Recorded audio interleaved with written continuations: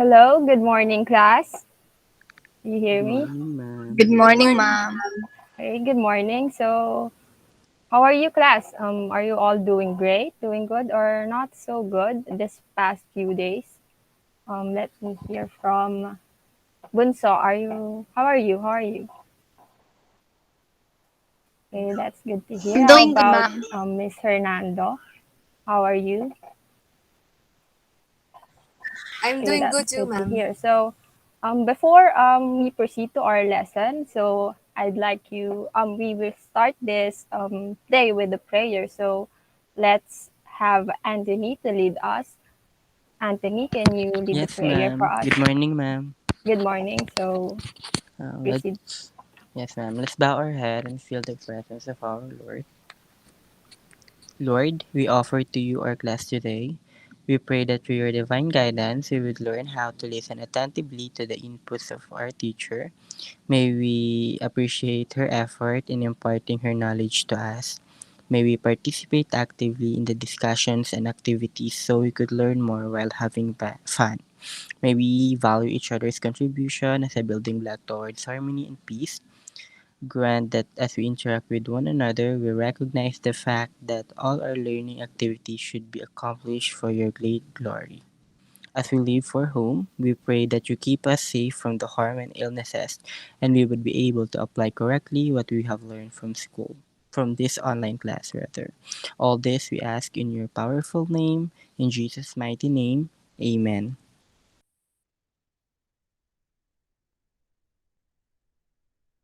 Okay.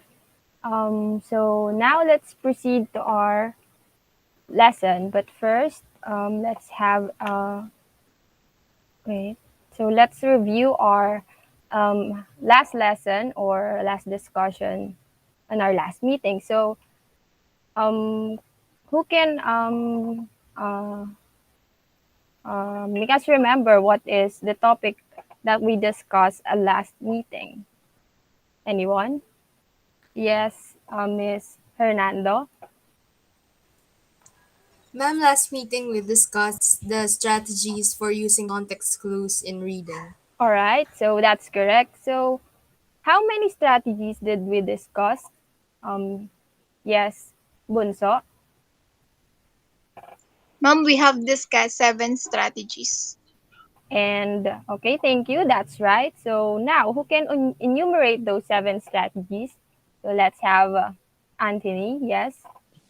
The 7 strategies are word parts, definition, synonym, example, antonym, analogy, and appositive. Okay, let's see if your answers are correct. Okay.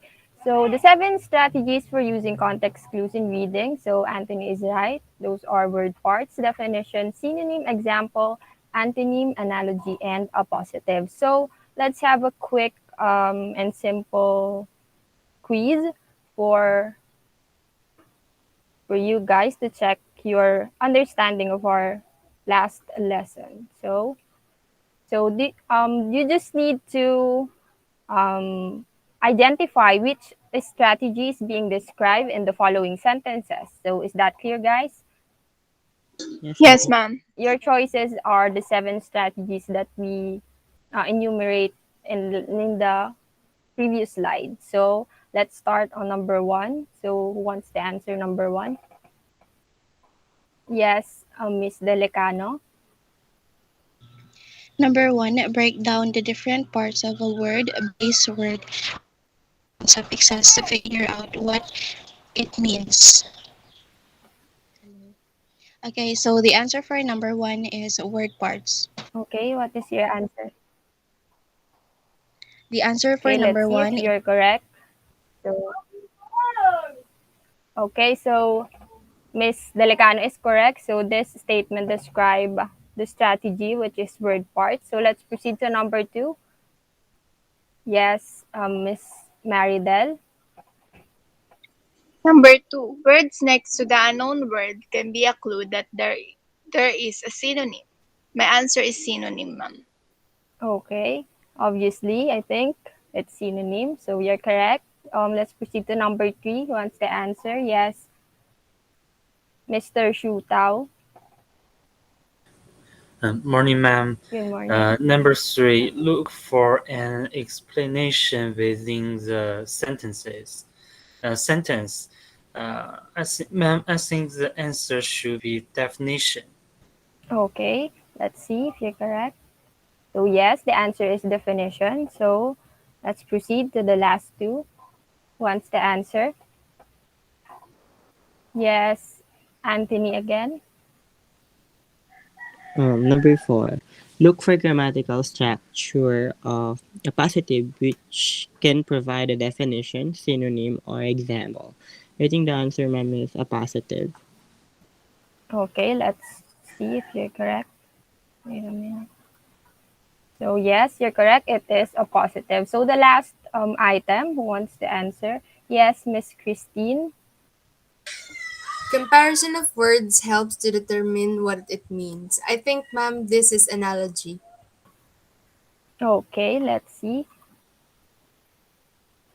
All right, the right answer is analogy. Thank you, Ms. Hernando. So, very good class. So, you will able to answer the quiz about our last topic. So, I'm hoping that you really understand our lesson last week. So, are there any questions or clarification regarding our last topic class? None, None, ma'am. ma'am. Um, Okay, so if none, I will not anymore put so much time on the review because I know and I believe and I hope that you already learned that lesson. So I think we are ready to proceed on our new topic. So this discussion or this for this day, we have this chapter entitled Discovering Literature as a Tool to Assert One's Unique Identity and to Better Understand Other People. So, our lessons are going to be connected to this chapter of our module. So, next is these are the objectives of this discussion. So, at the end of the period, you are expected to number one, identify unique Filipino customs, distinguish the connection between culture and literature, and also identify how identity is reflected in literature, and lastly, discover peaceful way in resolving conflict. So, are the objectives clear, guys? Yes, ma'am. Okay, Yes, thank you ma'am. for responding. Yes. And before we proceed to our lesson, we will have a simple activity. And here, we are going to read a story, a text, and this story is about Tony. So I would like you to help me read this text. So this text consists of 4 paragraphs. So I will be reading the first paragraph, and I need three students to continue reading. Okay, is that clear, guys? Yes, ma'am. Okay. And also, I Yes, want you ma'am. to analyze and listen attentively while we are reading the text because afterwards, I will be asking you questions about the text we're going to read. Okay. Let's start. So, I'm going to start. So, Tony grew up in America for 12 years. Although raised in the States, his Filipino mother made sure that he is accustomed to Filipino culture. Tony, na- Tony, know how, Tony knows how to say po and opo, and he can also speak some Tagalog his mother taught him. So, please continue reading. Benevic. Okay, ma'am. For Christmas, his mother wanted to spend the holiday in her hometown in the Philippines. Tony was so excited and insisted that he would go shop for pasalubong with his mother and father. When he remembered that he has younger cousins, he decided to give some of his clothes and shoes to his cousins. After sorting out which ones to give away, he handed it to his mother to put it in a balikbayan box. Okay, thank you, Benevic. Next, let's have Mary Bell. When Tony's family arrived in the Philippines, they were welcomed by his grandparents at the airport. He remembered how to greet Filipino elders with respect by pagmamano. When they arrived home, his cousins were so excited to meet him. He also knew that older cousins should be called ate and kuya instead of their first names. Okay, thank you. And for the last paragraph, let's have um, Mary Rose. Later that night, everyone in the house was busy preparing for Noche Buena. Tony was so surprised to see so many foods that they did not have in the America, like lechon and buko salad. But among many others, the highlight of the trip for Tony is witnessing the gift-giving culture of Filipinos on Christmas Day. Presents are not in the box under the tree. Children visit houses saying "Namamas ko po" with their pockets full of red envelopes called ang pao. All right, thank you, class, for participating. And now I want you to recall the text that we have just read. So now let's have a simple activity regarding that text. So I want you to identify the unique customs or traditions of Filipinos that were showcased in the story. Oh, is that clear, guys? Yes. Yes, ma'am. Yes, Okay, so I will flash again each paragraph and I will call on a student to identify words or phrases that shows the unique customs of Filipinos. So let's start with the first one. So here, let's have Anthony. What is the Ma'am, unique customs here in the first paragraph? um, when the when Tony knows how to say po and opo. Okay, Yes, that's ma'am. It is very commonly here in our country. okay. Of course, that's correct. Correct, Anthony. So thank you. Yeah, just like what you've said, it is common to hear the words po and opo here in the Philippines because we use it to show respect in when talking to elders, right? And in some instances, we also use those words when, even if we don't know the someone personally, just like for example in market or if you happen to go to a place that you are not really familiar, so you need to ask someone like the usual conversation would be like, "Excuse me po." So, hi po ate. Excuse me po. May I ask where is the comfort room or food court like that? And this um, custom of Filipinos are our own unique way to being polite and show respect to others, even though they are strangers. Okay, we don't know them personally, but we still um, have this custom that make us respect them. Okay, this custom is part of our everyday life, isn't it?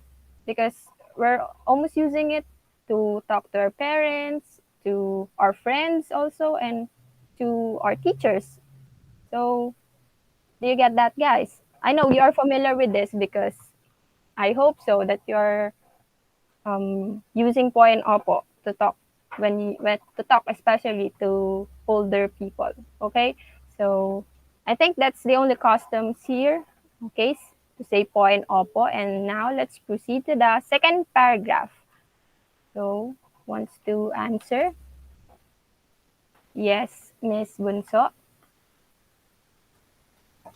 Ma'am, the Filipino custom here in second paragraph are pasalubong, giving some clothes and shoes, and the balikbayan box. Okay, let's see. Okay, you're correct. Pasalubong, of course. Every time some of our relatives or friends went for a vacation, for example, here in the Philippines, like tourist spots in the Philippines, like in Baguio, Boracay, something like that. And we are used to tell them that bring me pasalubong when you got home, right? And what are the typical pasalubong that you are requesting when some of your friends is okay, some of your friends are in vacation. Okay, Benevic, what pasalubong do you usually U- request? Usually, ma'am, when my friends or family members are having a vacation, they always give me a keychain, and the uh, place that they have gone to, and also peanut brittle or anything or any food that is popular in that place po. Okay, thank you for sharing, and that's correct. These are the most common, like in Baguio, like what Benevic shared to us, the peanut brittle. Okay, when some of our relatives go to Baguio, so it is the most famous pasalubongs that they will bought for us, like the strawberry jam and the kitchen also, and of course the durable broomstick from Baguio. So most of our older relatives request that kind of pasalubong, and also some ref magnets. Of course, some are collecting these ref magnets from different tourist spots. Okay, and how about balikbayan box? We have balikbayan box. Um, who among you have a relative from abroad? Because I have I don't have really a close relative that is in abroad right now. So Mary Del, can you share to us what are the typical things that a balikbayan box contain? So Um, Shoes, clothes, and the body washes, ma'am, like soap and yes. also lotion, detergents. Sorry, I'm not really familiar with those brands. I think if that is a brand of something, because I don't have a relative that is really close to us that lives in abroad. But I think that's the most common. Anything that comes to their mind that they can put on a balikbayan box. Okay, and these are some of the things like spam and chocolates, of course, and some detergents. I think lotions, like what Maridel shared to us. So that's really thing for us. Like we always think of our relatives when we are going to out of town. So we don't forget to bought them things that they might like that. And also the custom of giving clothes to your old younger siblings or cousins. For me, I'm the eldest daughter, so I have three younger sisters. So, uh, as expected, so my baby clothes, my other old clothes are they are using it now. So it is the custom of our Filipino mothers. Like they, it is difficult for them to throw away things that is useful. Okay, that they can use um because it is in good condition, so they don't need to buy anymore. Okay, so that's a good, I think, tipid tipid customs for Filipinos, and I think that's the all of the customs mentioned on paragraph 2. So let's proceed to the next paragraph. Who wants to identify the customs here? um, yes, Miss Hernando. Ma'am, the unique customs of Filipinos mentioned here are pagmamano, the calling of older siblings or cousins ate and kuya instead of their first names. Okay, so wait a minute.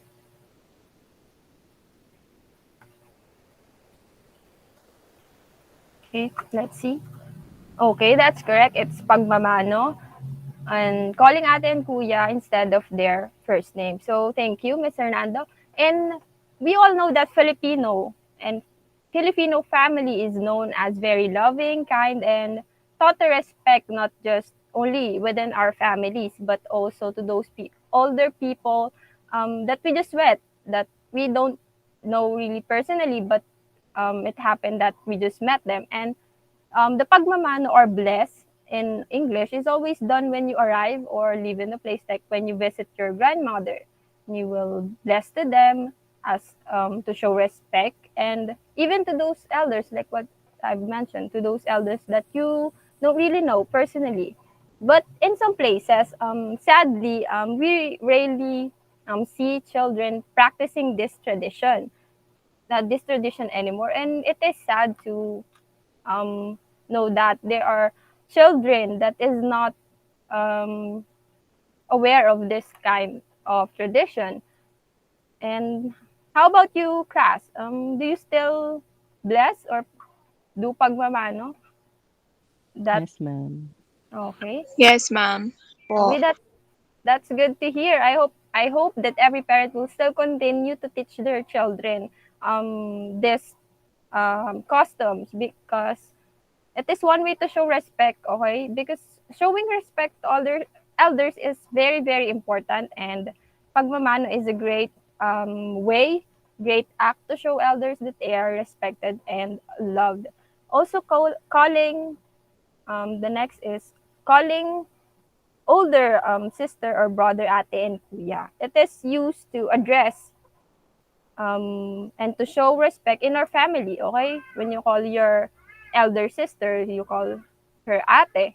And also, it is not used within our family.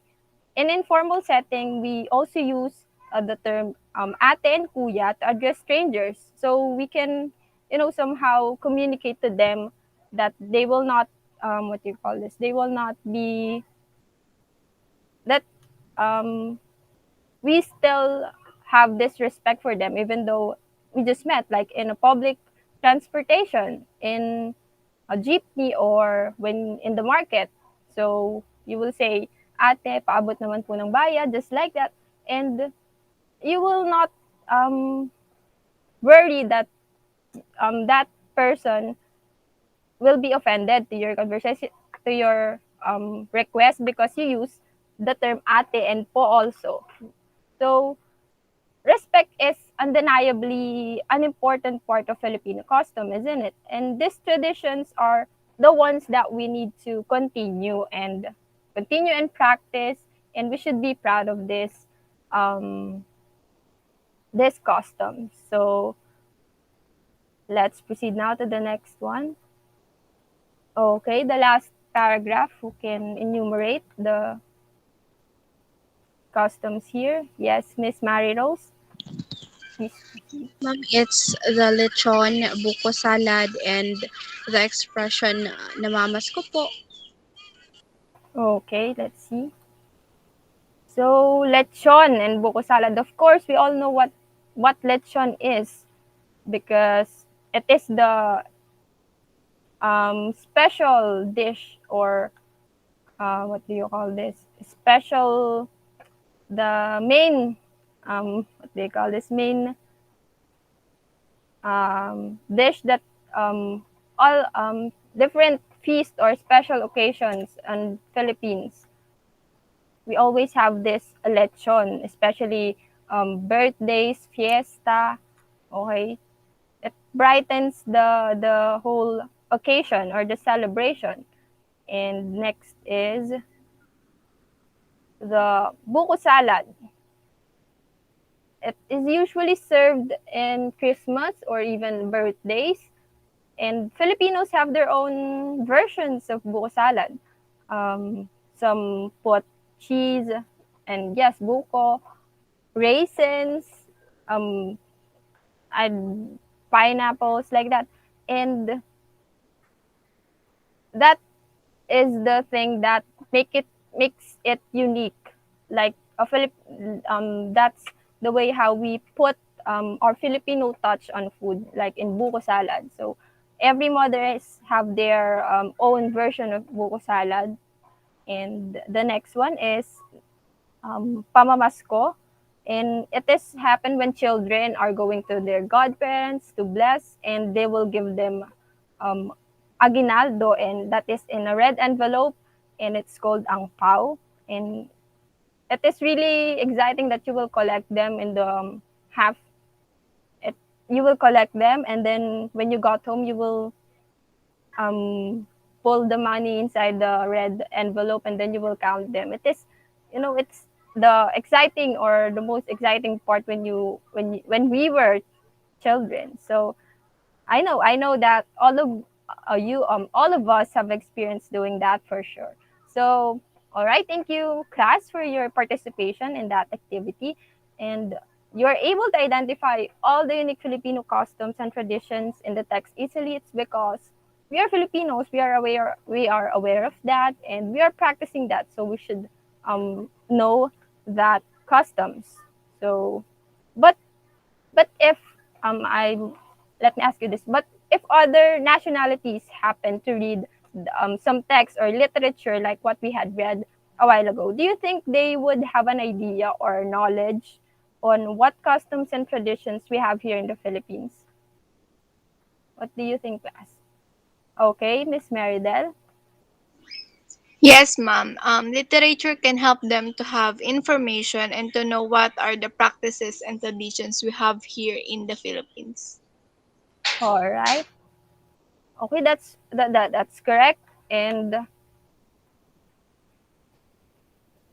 oh wait,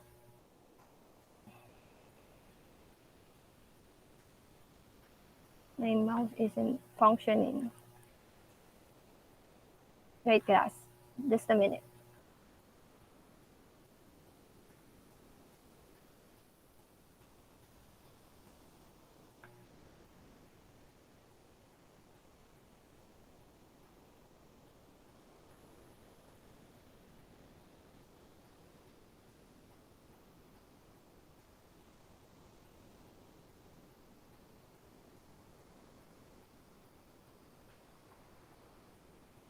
Okay, sorry for that. So thank you, Miss Maridel, and you're correct. Your answer is correct. Definitely, other nationalities or foreigners that are already read some literatures about our culture, about the Philippines, will be able to know our traditions, of course, and customs. Just like, for example, you happen to go abroad and you happen to met an American, let's say an American, and while talking to him or her, you accidentally incorporated po and opo to your conversation, and that American had already read some literatures or articles about our customs, including the use of po and opo. So, in that case, he or she will be able to recognize you and automatically will be able to know that, oh, you're a Filipino because you use po and opo when you're talking to someone.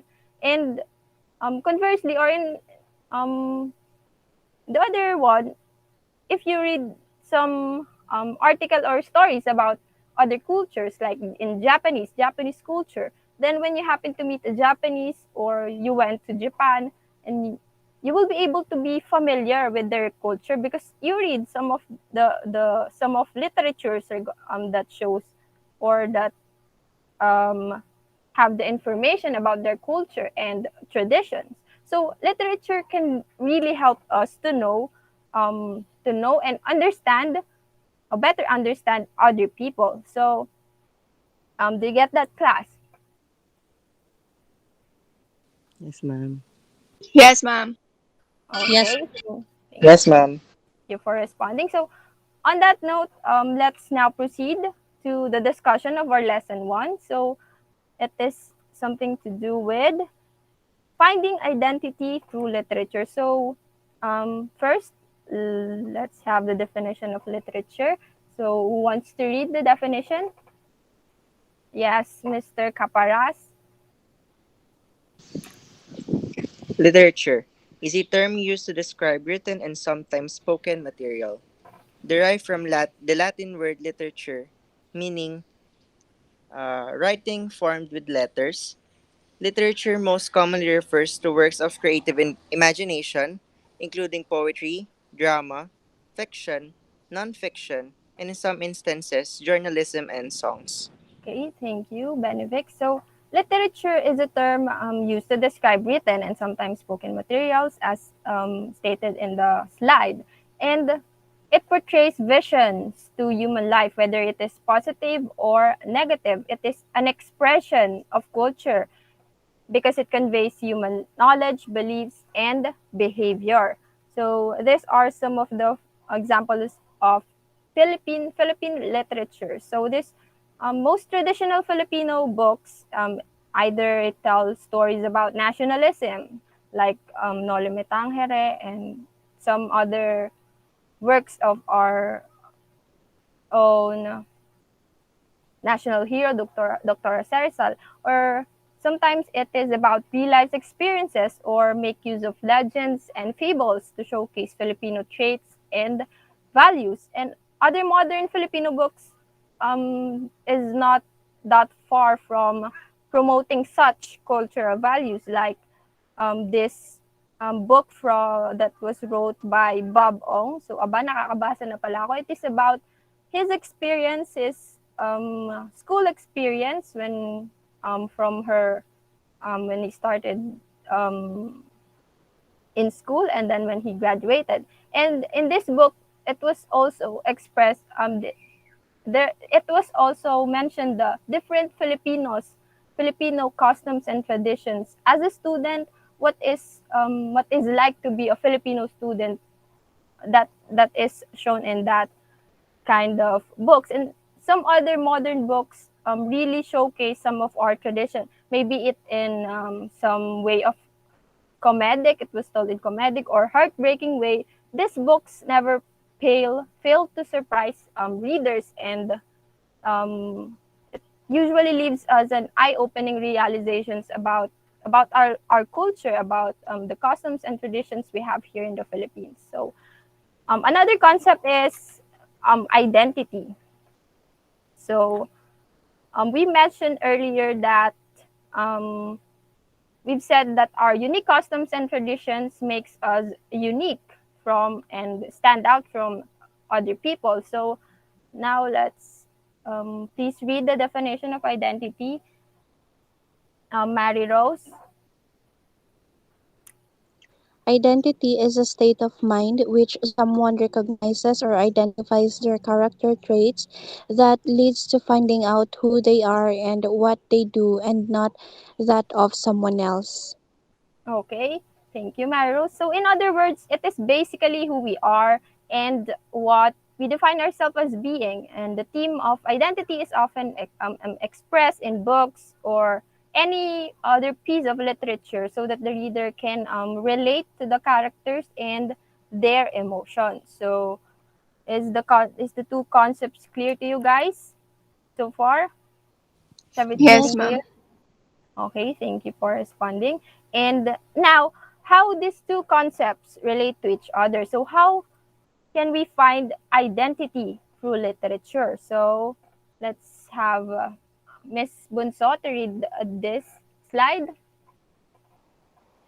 Identity and literature. Literature is seen as a reflection of culture and society, portraying people's ideas and dreams set in certain time and space frameworks in the most creative and imaginary way. Okay, so wait a minute. My laptop is malfunctioning. I'm so sorry about interruptions.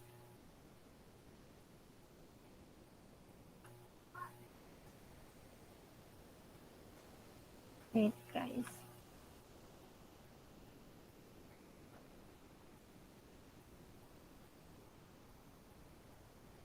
All right. So identity and literature. So we said that literature is a reflection of culture and society. So we often can get information or identity of the author through reading their work or literature. Um, wait,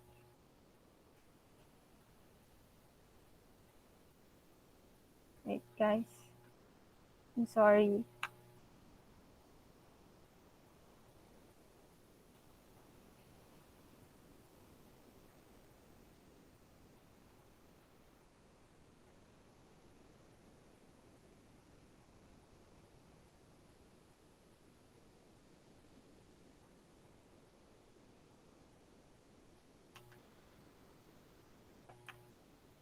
And aside from that, literature also pulls us into a specific story, making us identify the characters, the authors also, and it is going through the process of imagination. We're imagining the whole picture of the story. So we somehow occupy the lives of the characters as well as the author's identity when we read literature. So and from that we are able to gradually shape our own identity. So that's the connection have that's how we find identity through literature. So now class, what do you think is the connection between culture and literature? now. So who wants to answer? Yes, Miss Hernando. Ma'am, like what you've said earlier, literature is an expression of culture because it documents human knowledge, belief, and behavior. Okay, very good. So that's correct. So literature and culture are deeply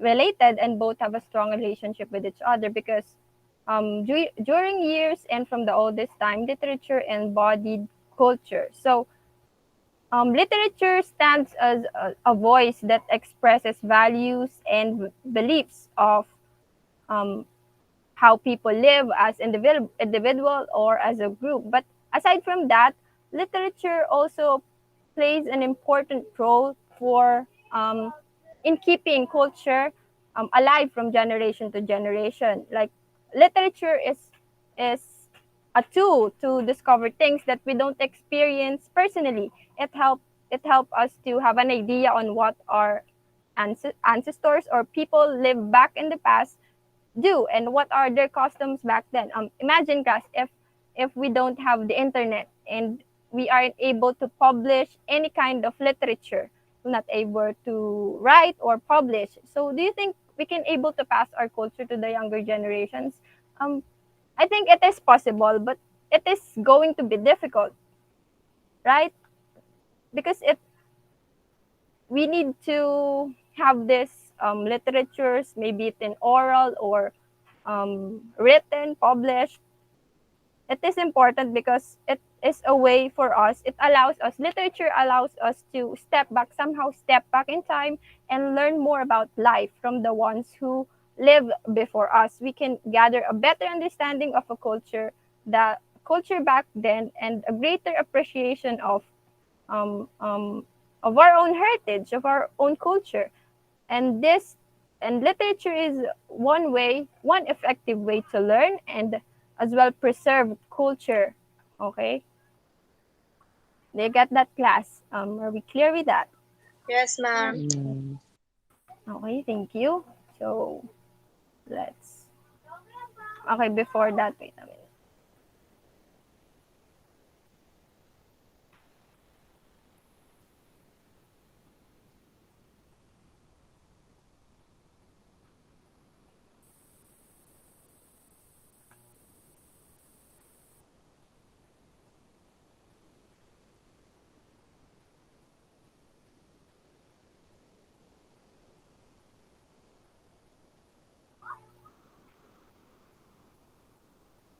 Okay, class.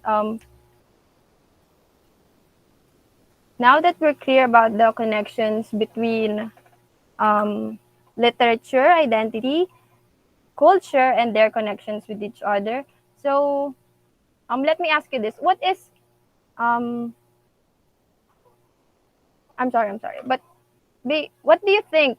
Why do you think it is important that is what why is it important for us to be aware not just of our own culture also for um, but also other cultures? For instance, why do we need to do research and read about let's say you want to go to Japan or other countries? Why do we need to know their culture first before going there? Yes, Anthony. Ma'am, I think we need to have knowledge about their culture first before traveling or going there, in order for us to be aware what are the things that are acceptable or to do and what's not. Okay, so that's correct, Anthony, because there are customs and traditions that is acceptable here in the Philippines, but they're not doing it or they're not accustomed to do it in other countries. So just like for example, our culture of giving tip to to um, to waiter or server in the restaurant. So it is our way to show appreciation of their service because we are pleased on their service. So we give them tip, money, just like that, and it is acceptable here in the Philippines, right? While in let's have the example in Japan. So it, they have no tipping culture in their country. So when you are not aware of that and you come to give a tip to a Japanese server, so it will it they may even take it as an insult. So if you're misinterpreted, so the tendency is that it will cause a conflict, right? Because they don't know you don't know why they act like that. Why is it not okay with you? And it's fine with me because we do this in our country. So if you're being misinterpreted, it will cause conflict, okay? Because you don't understand each other, you don't know about them, okay? They get me, class? Yes, Yes, ma'am. ma'am. Yes, ma'am. Okay, thank you for responding. So and we that scenario or experience, we can avoid that in our everyday life. So it is not just happen because conflict doesn't arise only from because doesn't arise because of cultural differences. um, Conflict is we experience it almost every day, am I right? Like maybe it in simple or a serious matter, we every day we experience conflict. Just like last week, I let me share this let me share this to you. My mother and I are scrolling in Shopee because we want to replace the wallpaper in the living room. So her favorite color is red, and I like blue. And he come to this shop that sell some, you know, this dark theme wallpapers, like bricks, some like that. And she showed that to me and tell that it is beautiful, let's put this in the living room. So I'm just like, it's not good to the eyes, it's dark, it's in the living room, it should be some lighter color, just like blue. And blue is my favorite color. And I know that she will not agree with me because she likes red. Okay, but it's not appropriate in the living room. So I explained to her that um it is not appropriate to put dark color in the living room. It should be, looks like a cheerful color, a calm color, like green, light green, something like that. And red color, it's okay on your room because you want dark, and it's fine in your room, but in the living room it's not appropriate, I think. So I have my own idea, I have my own opinion of that. So I explained it to her, and she agreed with me, and we bought the two wallpaper, and I think the green and the reddish one. So we decided to put the reddish one on her room, and the other one, the lighter color, is in the living room. So it is just a simple conflict, right? But we have we because we have two opposite opinion on that, it caused conflict. But then we able to fix or to solve that problem because I am able to express and to share my own opinion on that. So we've come up to a better solution. Okay, do you get that, class? That conflict is um, everyday experience. Maybe it is simple or serious matter. The important part is we can avoid it, but we can discover or we can find ways to how to resolve conflicts. Okay, and that's our next lesson. It's about discovering non-violent ways in solving conflicts. Um, so who wants to read the definition of what conflict? Let's have Benevic. Conflict is a state of opposition, disagreement, or incompatibility between two or more people or groups of people, which is sometimes characterized by physical violence. All right. Um, conflict, just like what I've said earlier, it is inevitable. Okay, we almost experience this every day. Maybe it's just a simple matter or a serious one. So we can't avoid it, but there's a lot of ways that we can do to solve this conflict. So we have here the first one. Oh wait. A while ago, I shared my experience, conflict that we have. I have experience with my mother. So, guys, how about you? When what do you do when you have the opposite opinion on something else, like on a point?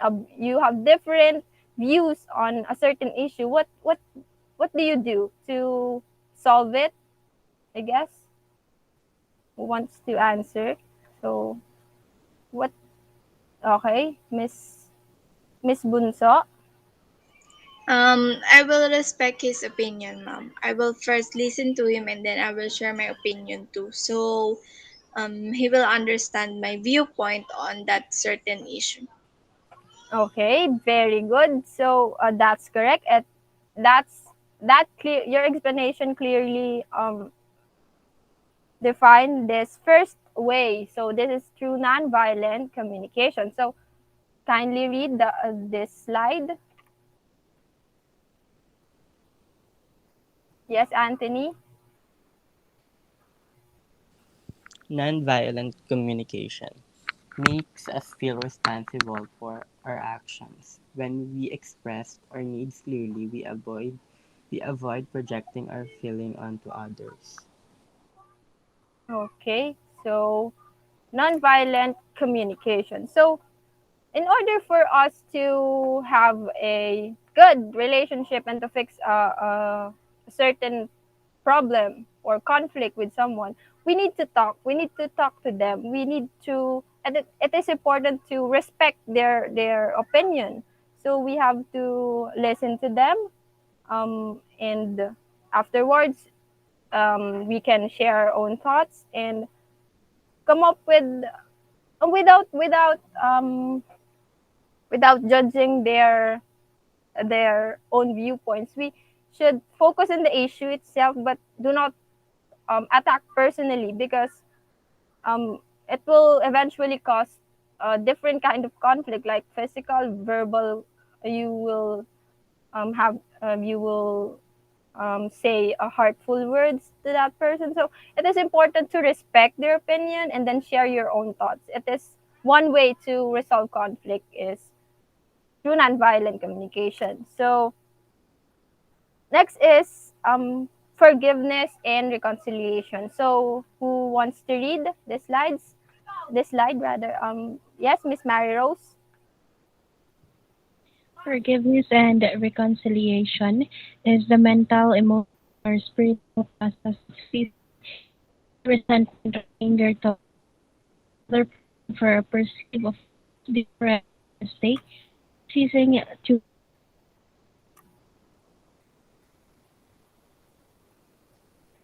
institution. Okay. So thank you, Miss Mary Rose. So it is class. It is important to forgive one another. Forgiveness somehow bring us peace and can even lead to feelings of understanding, empathy, and compassion for the one that do us or who hurt us. So we should not hold grudges or hate on someone, because it will just cause a lasting feeling of anger and bitterness in our life. So it is not good to hold or hold grudges to someone. It will just makes our heart heavy. So in order for us to live a peaceful lives, we just need to have a part of us that is always willing to forgive. Okay, guys, do you get that? This if we can Yes, ma'am. just forgive, understand other people, so the problem will not bother you and very in the long run. So now that we're done discussing these different ways to solve conflict without using violence, because violence doesn't bring us any good. Okay, so we just have to discover um, ways that can help us deal with these conflicts without using violence. Okay, guys, and um, they understand that, guys. We should not use violence. Okay, am I clear with that? So Okay. okay, thank you. And I think that's all for this day, the discussions. We've discussed about literature, culture, identity, and their relationship, as well as this different ways on resolving conflict. So I hope that you get something or you learn something from that, and I hope that you will use these ways to solve your personal conflict or other matters. So, and now that we're do you have any concern clarifications about the whole discussions that we had? None, ma'am. None, Okay, ma'am. thank you. So let's now proceed to our activities. So okay, so I have here a text, so we just need to read this one. So I will read the next I will read the first paragraph, and I will call on student to continue. Okay, and please on the listen and take down notes, because we're having a quiz or activity regarding this text. So let me proceed. So Filipinos love an excuse to party, and Christmas is the biggest, longest party of all.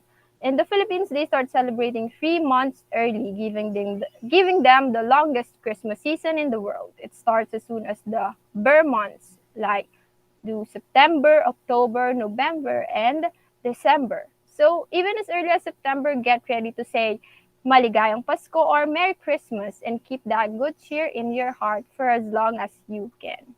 So please proceed. Continue reading, Miss Hernando. Philippine Christmas, the Bear Months.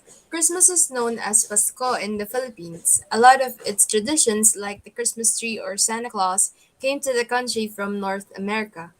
Even though Christmas usually means snow and cold weather, the Philippines is on the equator, which means it never snows. There's no winter season, and it only gets a little cooler as the months go on. Christmas carolers start coming around singing outside homes around November and December, and it's a good time to be generous with your gifts and donations. They even start selling Christmas decor in the stores. Okay. For the next one, let's have Anthony. Star lanterns, trees, and lights shows. The parol is a Filipino star lantern that can either be made of wood and paper or metal and a shell called capes. These lanterns light up the dark with beautiful colors and patterns and are a staple in Filipino holidays. The Christmas tree is definitely a familiar tradition, though in many houses they go up as early as September or October. They appear both in homes and out in offices and hotel lobbies. Malls having the biggest ones of all.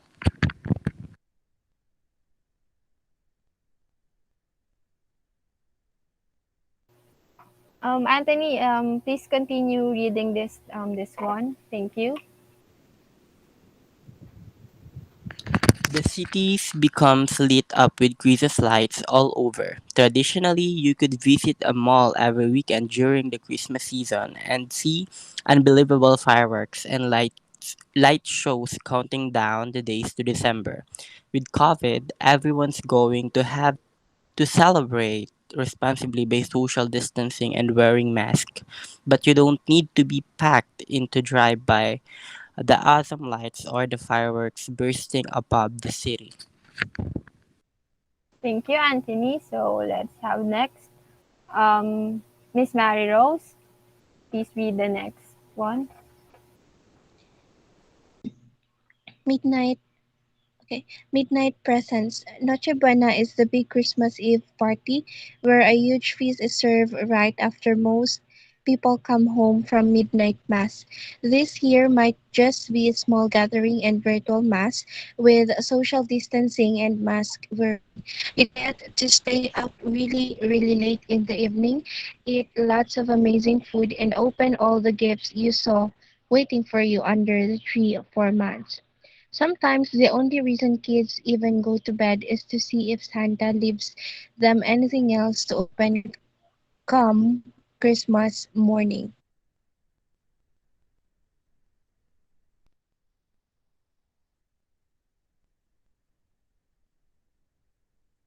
All right. So thank you, Mary Rose. Let's have this. Yes, Benedict, can you read the next paragraph? Filipino feasting. Filipino food is already amazing on its own, but Filipino Christmas food is a whole other beast. Some Filipino Christmas foods include sweet Filipino spaghetti, the bright orange noodles of pancit malabon, and the shocking but delicious crispy spring lechon or chocolate cake, which is usually the centerpiece of the celebration.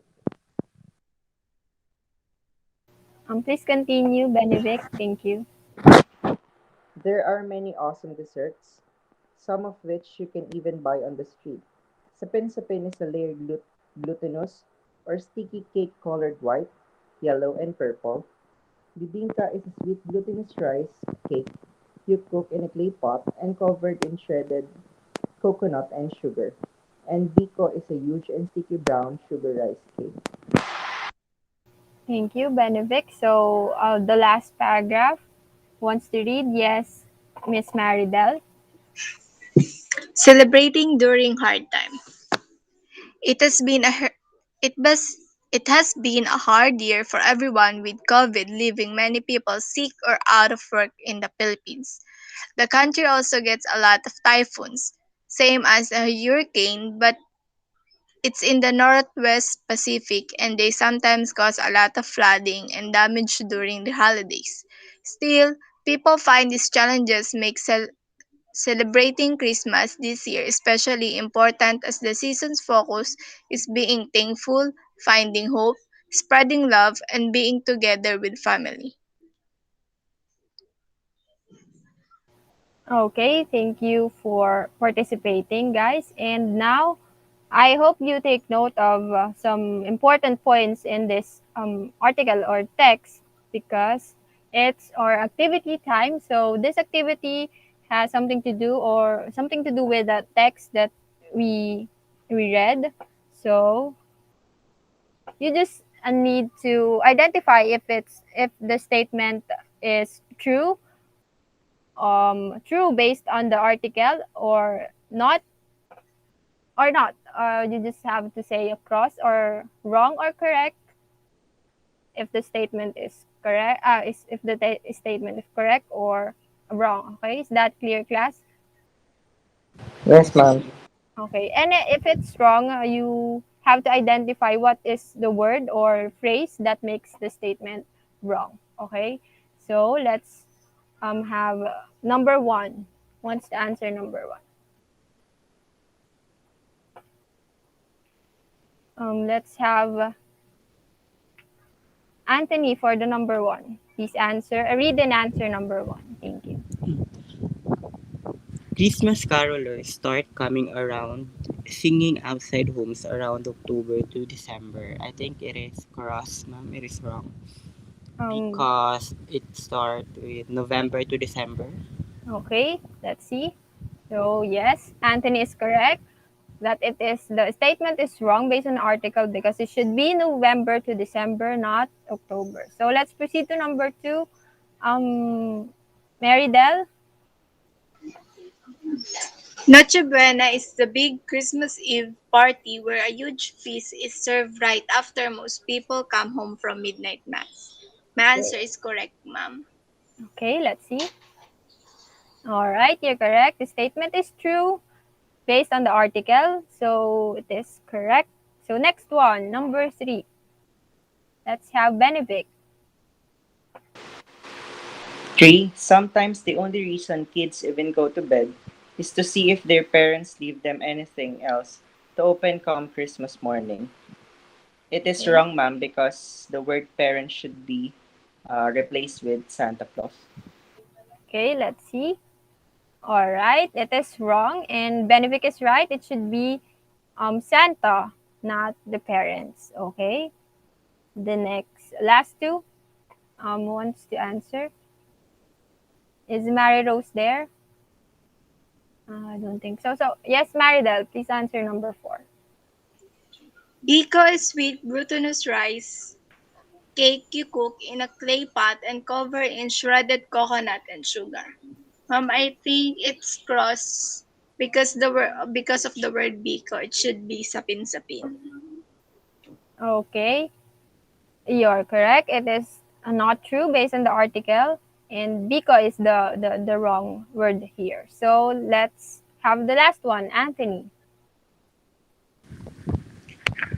The season's focus is being thankful, finding hope, spreading love, and being together with family. I think it is correct, ma'am. Okay, let's see. So yes, it's correct. And you got all the correct answers here, class. So congrats, and that's good that you really understand and take note of the article or the text that we read. So let's proceed to the next activity. So I want you to draw your own parole, just like this one in the slide. And inside this, you will going to write or you will fill inside the parole the different Filipino customs that we've discussed a while ago. So I have here an example, pagmamano, and just you will just need to provide 4 more examples, and I will give you I guess 3 minutes will be good. I will be fine to finish this activity. So you will just need to get a picture of it, take a picture of your work, and just I think um, just send it to our group chat. So I will check who are those finished or who are those accomplish the task. Okay. So now I will just give you 2 minutes to come up with the to think about the Filipino customs that you will going to write inside the parole. Okay, guys. So please accomplish this, and I will check your outputs later on. Is that clear, guys? So Yes, ma'am. Yes, Yes, ma'am. ma'am.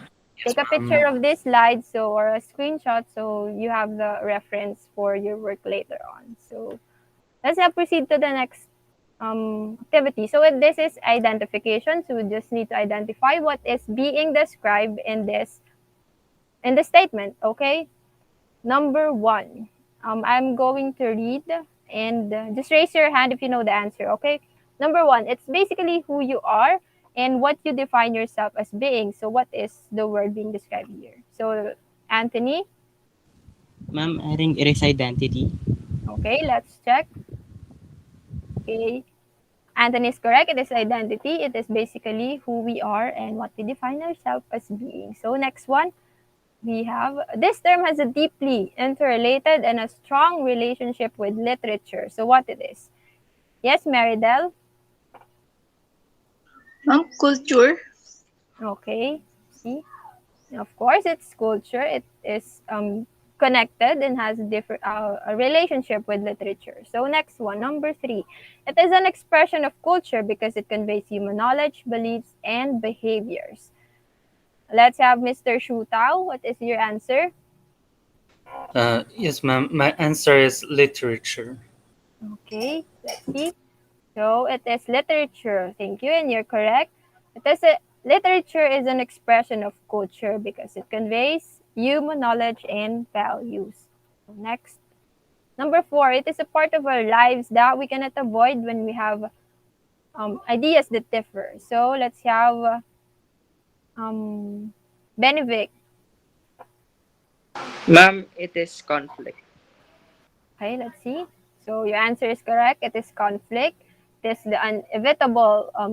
It is conflict is inevitable, and we can avoid this, especially when we have opposite viewpoints on an issue. And the last one, it is one way to resolve a conflict that make us feel responsible for our actions. Let's have Miss Hernando. Nonviolent communication. Okay, correct. So just remember this one. Use non-violent communication to resolve conflict. Okay, guys. So now, for the last, I think it is the last activity for today. So I'm going to read a text, a story, and afterwards I will be asking you about your insight about. I will ask you questions that something to do with this text. So please listen attentively. So this is the story. So this story entitled forgiveness. Yes, and two best friends were playing on the seaside. Their names were Abby and Yash. They were making sandcastle. While doing so, they quarreled on something. On this, on this, Abby slapped hard on Yash's cheek. Yash felt very bad and wrote there on the sand, "Today, my friend had hit me." Then he, without telling anything, moved forward to play in the seawater. He moved a little dip in the sea while playing and was not able to manage himself.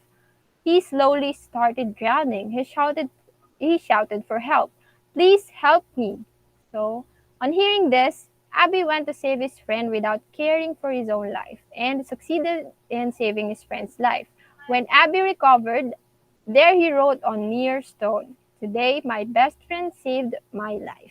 Abby asked Yash, "When I hit you, you wrote on the sand, and when I saved you, you wrote on the stone. Why?" Yash replied, "When you hit me, I wrote on the sand so that it gets washed away with water, and same way from my mind. I don't want to hold any grudges against you. But when you did something good for me, I engrave it on a big stone so that it can never get erased by water or wind, and so from my mind." So here is the what what I want you to do is that reflect on that text and answer this question. If you were Ash, would you rather write the bad thing Abby did to you in the sand or in the stone? Just choose between those two options, in the sand rather, or in the stone, and why would you choose that? So I just need one here. So let's have Miss Maridel. So what would you choose to do, I will choose to write the bad thing to the sand. and why is Um, that so? because just like this story, mom, we all know that even though we have our conflict with our friends, um, like the water in the ocean, it will wash away, and our anger will also wash away as long as we love that person. Um, we want to be with them again. Okay, so that's a good answer, and that's right. We should not hold grudges on someone, just like what Yash do. Okay, he just wrote the bad things Abby did to him in the sand, so it will just washed away easily. Okay, and for the next this is the choices. If you were Ash, you would you rather forgive Abby or stay away from her for a while, and why? So let's have Miss Hernando. What would you choose to do and why? Christine here. Who wants to Yes, ma'am. answer? Can you hear me? Yes, yes, yes. Proceed, proceed. What would you do? If I were Ash, I would forgive Abby because I even though Abby hurt me physically, um I think I would acknowledge the fact that she tried to save me. I think that is a sign that she values our friendship despite that her emotions get the best of her by hurting me. So I think I would forgive Abby. Okay, thank you for that. So, just like what I want you to remember, class, that we just have to know the reason of that person and then try to understand them and have the part of us that is willing to forgive, okay? It is not good to hold hate or grudges onto someone, especially when that person is close to our heart.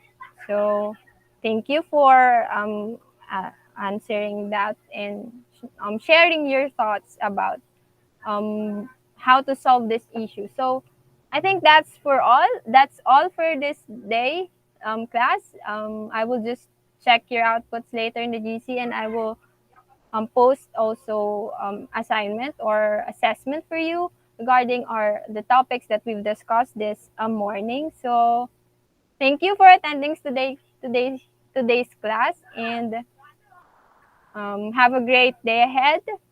Take good care of yourselves, and God bless. Thank you, class. Thank you, ma'am. Thank you, Thank ma'am. you. Thank you, ma'am. Thank you, ma'am.